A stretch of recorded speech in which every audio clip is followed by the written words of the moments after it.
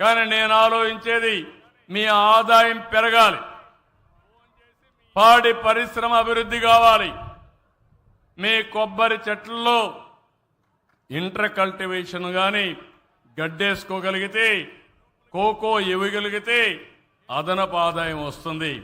నేను అందుకని 90,000 ఎకరాలుంది ఇక్కడ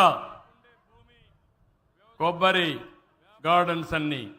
90,000 ఎకరాల్లో కోకో కానీ లేకపోతే పశువులకు అవసరమైన గడ్డి కానీ ఏర్పాటు చేయగలిగితే మీ ఆదాయం రెట్టింపు అవుతుంది. రెండవ విషయం కూడా నేను ఇప్పుడే కలెక్టర్ గారికి ఒకటి ఆదేశం ఇచ్చాను. ఈ జిల్లాలో పేదవాళ్ళు ఉన్నారు. అలాంటి పేదవాళ్ళకి ఒక 2 ఆవులు కానీ 2 గేదెలు పట్టించగలిగితే వాళ్ళ జీవితాల్లో 15 రోజులకు ఒకసారి 10,000 రూపాయలు 15,000 రూపాయల ఆదాయం వస్తుంది. గడ్డి కావాలంటే ప్రభుత్వం సరఫరా చేసే విధంగా నరేగా కింద దాన్ని ఏ విధంగా చేయాలో చేపిస్తాం. దీనివల్ల ప్రతి ఒక్క పేదవాడు పేదరికం నుంచి పైకొచ్చే పరిస్థితి వస్తుంది. దీనికి కూడా శ్రీకారం చుడతాను.